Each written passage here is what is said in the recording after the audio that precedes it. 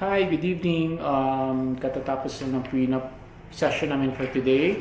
So we're here at our studio, which is the studio. So medyo napaisip ako na yung first video ko regarding sa ONA bag na nabili ko kay Dan Store, hindi ko na siya na follow up video. So ngayon, marami pang time. So ginawan ko na lang ng follow-up video. So at least dala ko naman yung bag. So this is the bag. Ito yung bag na nakuha ko kay Dan Store last 2 weeks ago. So it's an ONA Brixton leather bag. I bought it sa hindi naman I bought it, like I ordered it through Dan Store. Then siya na yung bumili sa akin. Actually, I've been using the bag for 2 weeks now. Halos everyday ko gamit ang bag sa mga shoot ko, even sa out of town weddings ko. So nagustuhan ko yung bag. Very very stylish siya.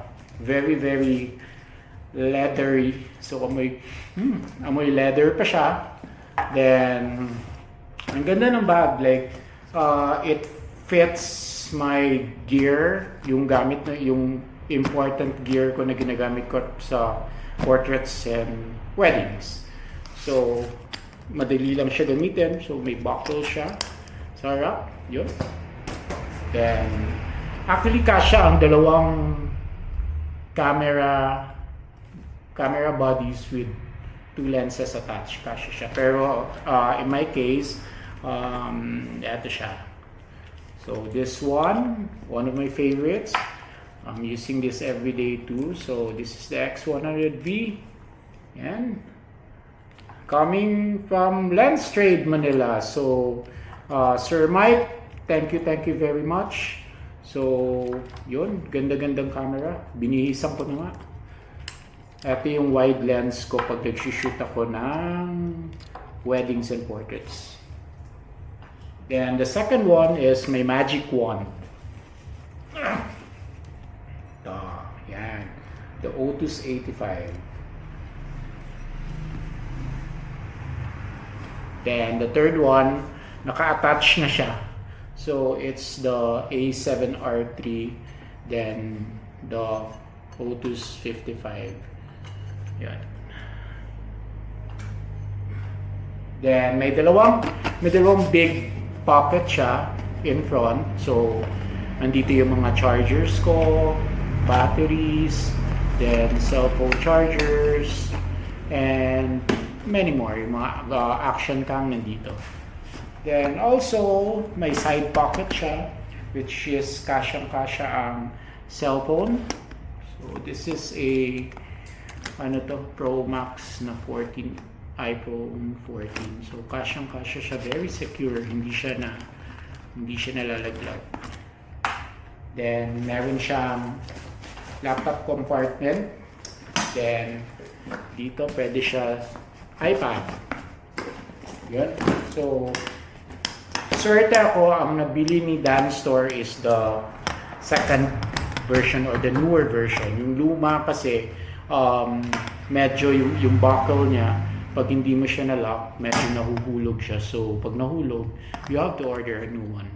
Then the strap, yung luma, is hindi siya detachable. Bale, nakakabit lang siya sa bag, then hindi siya na-adjust ang strap according to your height. Then mayroon na siyang handle. So pag tinatamad ka pag i-shoulder, so pwede mo siya dyan. Then matibay naman ang lock niya. I think it's brass, made of brass. So maganda siya, maganda yung combination to, brass and brown. So gandang-ganda ako sa bag na to. Hindi ko na nga nagagamit yung Billingham bag ko, pati yung yung Gillis London ko na leather din. So ayan siya.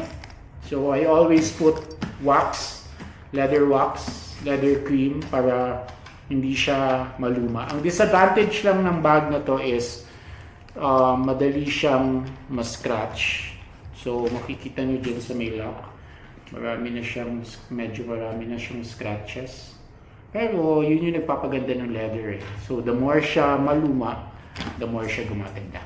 So anyway, This is my work bag, my everyday bag. So this is the Ona leather Brixton bag. So pag may bagong bag ulit ako, I will do a quick review on the bag.